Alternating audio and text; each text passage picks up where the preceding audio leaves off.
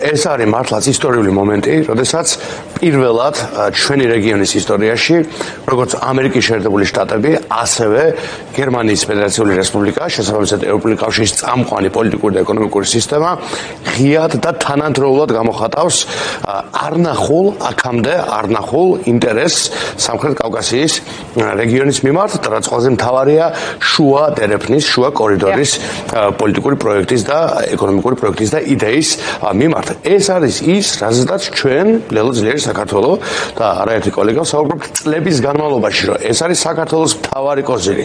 ეს არის ყველაზე დიდი კარტა, რაც ჩვენ სახელმწიფოს გააჩნია. მის ხელთ ეს არის ის, რამაც უნდა საქართველო გახადოს რეალურად აზიის და ევროპის შემაკავშირებელი კარიბჭე. და სხვანაირად თუ შევხედავთ, ამას ქვია ანაკლია. აი ზუსტად ის პროექტი, რაც ჩაძირა ქართული ოცნების რეჟიმმა, რომელიც დღეს იმდენად უტიფარია გამოდის და კვლავაც აცხადებს, რომ საქართველოს ტრანზიტული შესაძლებლობების განხორციელება და აწევა თურმე ყოფილა მათი მნიშვნელოვანი პრიორიტეტი, რომელიც გამოდის და კვლავაც ამბობს პროპაგანდისტულად, რომ საქართველოს გარეშე მაინც ვერ გაივლის ტრანზიტული გზა. გაიარა 40,000 ტონა არის გასული მარტო ბოლო პერიოდში აზერბაიჯანის სომხეთში. გაიარა უკვე. სანამ ესენი იძახდნენ ვერ გაივლისო, გაიარა, მოხდა. სანამ ესენი იძახდნენ მშვიდობა კარგი რამეაო, 35 წლიანი კონფლიქტი, კიდევ უფრო დიდხნიანი კონფლიქტი გადაიჭრა. სანამ ჩვენ გვეუბნებოდნენ რომ კეთილდღეობა კარგიაო, NVIDIA შევიდა სომხეთში და 10,000 ახალი სამუშაო ადგილი შეიქმნება. სანამ ესენი იძახდნენ რომ ტრამპთან დავლაგდებითო 20 იანვარი გვახსოვს ხო?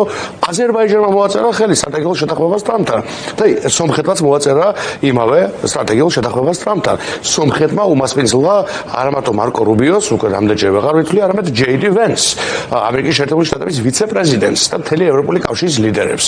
ანუ ყველა წავიდა წინ, აი ძალიან მარტივად რა ვთქვათ, ყველა აბსოლუტურად წავიდა წინ და ჩვენ ისიც კი ვერ შევინარჩუნეთ, რაც ისტორიულად გაგვაჩნდა. არათუ ისო წინ ვერ წავედით, ხო? ჩაანაცვლეს სტრატეგიული პარტნიორები რით?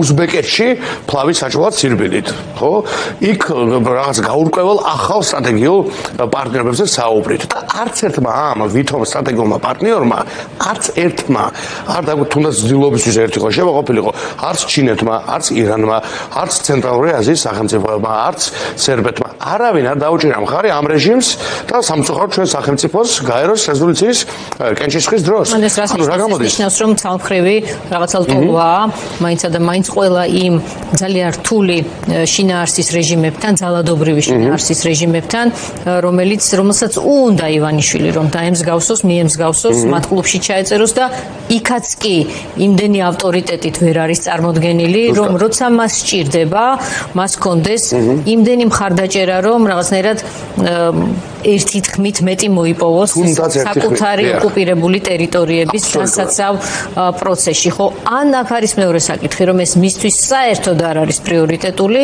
და არც კი აწუხებს აი ამ ახალ პარტნიორებს, ეგრეთ წოდებულს, რომ აი ამ თვალსაზრისით მხარი დაუჭიროს მის ქვეყანას, ვინაიდან ჩვენ ვიცით, რომ სახელმწიფოებრივი საკითხები მისთვის არის მეორეხარისხოვანი, მით უმეტეს ეს საკითხები თუ ჯდება რუსულ ინტერესში, სამხრეთ ოსეთის ანექსია, ეხლა ძალიან კარგად მოწმობს ამ საკითხს. მე მაინტერესებს შემდეგი რამ, გრიგოლ. როდესაც საუბარია იმაზე, რომ ალიევი ასე გაიხსნა დასავლეთის მიმართულებით. ეს საქართველოს და როცა საქართველოს ხელისუფლება ამ პროცესში, რაც თქვენ ბრძანეთ ეგ არ მიდის, უკან მიდის, ხომ ამ პროცესში. ეს საქართველოს ასუსტებს თუ მაინც აცდიერებს, იმიტომ რომ რეგიონში რჩება წარმოდგენილი დასავლეთი თავისი ინტერესებით.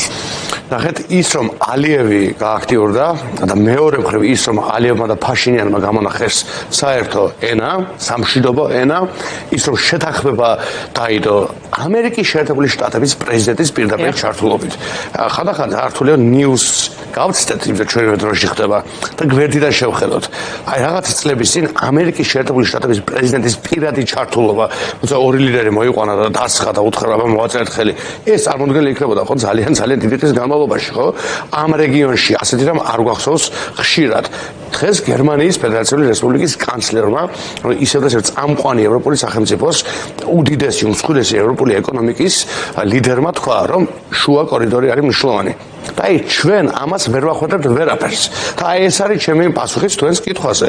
იმ შემთხვევაში თუ ჩვენ გვეყოლებოდა დღეს ადეკვატური ხელისუფლება და არა ეს მატრაბაზები და კლოუნები და მოღალატეები პირდაპირ ღიად ვიტყვი პასუხისმგებლობით ქართული ეროვნული ინტერესის ღია და დაუფარავი მტრები, ასეთ შემთხვევაში ყველაფერი რაც მოხდა რეგიონში არათუ კარგი, ფანტასტიკური იქნებოდა და არის ობიექტურად ჩვენთვის. ოღონდ ამას სჭირდება რეჟიმი, რომელიც ამას გამოიყენებს ქართული ეროვნული ინტერესების წინ წასაწევად, ხო?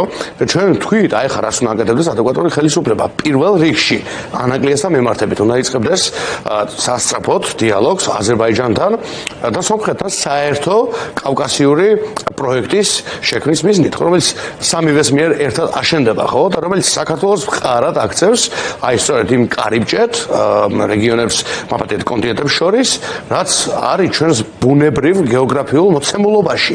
რასაც არ ვიყენებთ. და აი კოცი რო ამბობს, ხო? არა მარტო პოლიტიკოსი, საშუალო კაცმაც იცის, რომ ჩვენს გარეშე ტრანზიტული გზა არ იქნება. ეს გზა დარჩათ ცარიელ გზად, რომელსაც მაქსიმუმ ნაზუქი გაყიდო. გზა თუ არ გამოიყენებ გეოპოლიტიკურად, თუ არ დატვირთე ეკონომიკური და პოლიტიკური შინაარსით, ის გზა იქნება მარტო ფიზიკური გზა. და მეტი არაფერი და დღეს რაც ხდება არის ის, რომ ალტერნატიული გზა ისხამს ხორცს, რეალურად ეს ალტერნატივა ფეხს იკიდებს. მე ვთქვი უკვე, რომ ძალიან დიდი რაოდენობით ტვირთი მიეწოდა ამ გზით და სულ მალე არავის ამას ჩვენებოდ ძალიან დიდი ხანია მწუხარებით, სულ მალე ასეთო გაგზელდა არავის არ დაჭირდება და არ დაინტერესებს საქართველოს და მე დღეს აღვნიშნე კიდევაც საქართველოს მართლა გადაიქცა კუნძულად. აი კოცებს რო უყვართ ხოლმე თქვა რომ ჩვენ ვართ კუნძული. ხონს გეუბნები რომ მშვიდობის კუნძული ვართ. არა, საქართველოს არის უბედურების, სამწუხაროდ, სიღარიბის, სამწუხაროდ და უპერსპექტივობის კუნძული. აი ამ კუნძულად გადავიქცეთ ნამდვილად. საფრთხის კუნძულიც, ვინაიდან რუსეთთან პირისპիր მარტო დარჩენა თქვენც არაერთო თქვამთ, არაერთო ექსპერტს უთქვამს, რომ პირისპիր დარჩენა არის ამ ქვეყნისას დატეხილი პირდაპირი საფრთხის პერსპექტივა, ვინაიდან რუსეთს ახლა როდესაც სხვა აღარაფერი დარჩება, რა თქმა უნდა, აგერ ანექსიით მოიწევს ძალიან ესეთი აჩქარებული ტემპით სამხრეთ ოსეთის მიმართულებით და არაფერს გააკლებს ამ ცდილობას, რომ ივანიშვილის საქართველოს მოვიდეს კიდევ უფრო და უფრო ახლოს. კი, და ეს არის ივანიშვილის საქართველოს არის ობლად დარჩენილი საქართველოს, მეგობრების, ახლობლების და ყველას გარეშე დარჩენილი საქართველოს და ეს არის რუსული მიზანი, მეტი კი არაფერი. აუცილებელი არ არის რუსული ტანკი შემოგორდეს იმისთვის, რომ თქვა რომ აი ომი არ მაქვს. ომი გააქვს, იმიტომ რაც ხდება ომია. ის რომ ქართული ოცნება მართავს აი ამ კურსით, ეს არის რუსული ომი ქართველების წინააღმდეგ. მეტი რა ომი უნდა იყოს, ეს ომი არ არის? როცა ყველა ის ტოტი მოჭერს, რომელზეც ჩვენ ვიყავით დამოკიდებული. როცა ყველა ეროვნული საგარეოპოლიტიკური მიზანი და ამბიცია აბსოლუტურად აი გაამროდეს. როცა საგარეო საქმეთა სამინისტრო არ გავს საერთოდ არაფრის სამინისტროს და მithოდეს საგარეო საქმეების სამინისტროს. როცა სუვერენული ხმარი გამქრალი საერთაშორისო ასპარეზზე და ერთი ქალი ვინმე მაკა დადის, რომ ფოტოში მოხვდეს. აი დღეს საგარეო პოლიტიკა არის ეს, რომ ერთი ადამიანი ვინმე მაკა ბოჭორიშვილი მოხვდეს ფოტოში და გონიათ რომ მიაღწიეს მიზანს. საგარეო ინვესტიცია არ გაზრდილა, რეალურად პოლიტიკური მხარდაჭერა, რაც ჩვენ უკვე აღვნიშნეთ, არ გაზრდილა. ის კლუბიც კი თქვენ ძალიან სწორად აღვნიშნეთ, ხო, ეს ავტოკრატიული კლუბიც კი, რომელსაც მიესწრაფვიან, ისიც არის რა, ავტოკრატიის პოლიტიკური იმპორტის, ესე იგი, როგორ ვთქვათ, ინსტრუმენტი, ხო? ავტოკრატიული პრაქტიკა შეგვექნება, აბა ინვესტიციას არც ისინი არ დებენ. ჩინეთი არ არის ამის კარგი მაგალითი? რამდენი წელი ელაპარაკეს, ხო? 15, მაპატე 18 განცხადება მარტო მე მაქვს აი აქ კოცების, როგორ იწყებენ ანაკლიის მშენებლობას, ხო? ყოველ მეორე დღეს. მართლა 18 ოფიციალური განცხადება, თორე ის ასობით არის. ოფიციალური მაღალი თანამდებობის პირის ნათქვამი განცხადებები მაქვს მხედველობაში, ხო? ხვალ დაიწყება ანაკლია, ზეგ დაიწყება ანაკლია. ამ ყველაფერს შეეწირა რა? 10,000 ახალი სამუშაო ადგილი, ჩვენი რეგიონალური განვითარება, ქვეყნის შიდა რეგიონალურ განვითარებას გულისხმობს, ჩვენი რეგიონალური, საგარეო რეგიონალური უსაფრთხოება, მედეკობა და რეპუტაცია, ამ ქვეყნის ეკონომიკა და ჩვენი პოლიტიკური და გეოპოლიტიკური შანსები და აი ეხლა როცა ამერიკის შეერთებული შტატები და გერმანია ორივე გეუბნება რა მაგარი რამე გაქვსო. აი ამაზე უფრო მკაფიობა მეტი შეიძლება იყოს მოქმედებისთვის, მაგრამ არ მოქმედებენ, იმიტომ რომ არ აქვთ ამისი არც მანდატი, არც თავისუფლება და არც შნო და ნიჭი და აი ისიც რომ სირიის მომენტი ავიღოთ ხო მეორე ხო? აი ეგ ხო არ არის რაღაც ის მომენტი რომ რაღაც პარტიული პოლიტიკა თუნდაც არც ანაკლი არ არის, მაგრამ ეს კიდევ სხვა აფხაზეთს ეხება ხო? ცხინვალის რეგიონს. აი ხა ევროპული კავშირი გამოვიდა და ბალტიისპირული სახელმწიფოების წინამძღოლობით განაცხადა რომ მოუწოდებს სირიის ახალ ადმინისტრაციას რომ უკან წაიღოს აფხაზეთის და ცხინვალის რეგიონის აღიარება. საგარეო საქმეთა სამინისტროს საერთოდ სად არის შენობა რისთვის გვაქვს? აი ხარჯს რო ვიღებთ. მაპატიოს ხოლმე ის დღემდე იქ მუშაობს, მაგრამ რას დაემსგავს ეს კანტორა? შეიძლება რომ საგარეო საქმეთა სამინისტრო ერქვას? ერთხელ ხმარ არ გაუღია, ერთხელ რო ულობირებია ეროვნული პოზიცია.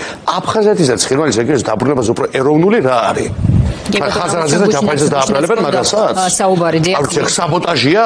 პირიქით ჩვენ გამოვედით, აქვე უნდა თქვა, ჩვენ გამოვედით, ჩვენგან მათ შორის ბატონი ჯაფარიძე და ჩვენ მოუწოდეთ საქართველოს დემოკრატიულმა ძალებმა სირიის ადმინისტრაციას ჯერ კიდევ 2 წლის წინ რომ წაეღო უკან აღიარება. საგარეო საქმეთა სამინისტრომ რა გააკეთა? აი ხა იქ მდგომ პოლიტიკურ ლიდერებს, აი ეს საგარეო და აი ეს პოლიტიკური გუნდი ქვეყნის ეროვნული ინტერესების ღალატს აბრალებს. და ეს ხალხი ითხოვდა რომ აფხაზეთის აღიარება უკან ყოფილიყო წაღებული. და ის ხალხი ვინც აბრალებს, არაფერს არ აკეთებს, არაფერს არ ამბობს და არის მთლიანად რუსული ნარატივის და ფორმულის ნაწილი. აი ესეთ უკეთურებაში ვართ დღეს ჩვენ და ამ უკეთურების გამოხატულება აუცილებლად უნდა თქვა ისაც ვახოსანაიას მიმართ ვნახეთ დღეს და რა თქმა უნდა ჩემი უპირობო სოლიდარობა მას, ყველა ჟურნალისტს საერთოდ განურჩევთ მათი პოლიტიკური შეხედულებებისა, ჩემ მტერ ჟურნალისტებსაც, მათ შორის ყველა ჟურნალისტს და მედიას სრული და უპირობო თავისუფლება და სოლიდარობა და ჩვენ მივაღწევთ იმ მომენტს, როცა აი ეს სამარცხვინო დღეები გახდება უბრალოდ აი ესეთი შავგნელი მოგონება, რომელსაც იმედი მაქვს რომ გავიღიმებთ და რომელსაც აღარასდროს აღარ დაუშვებთ ამ ძალიან კარგი ქვეყნის ისტორიაში.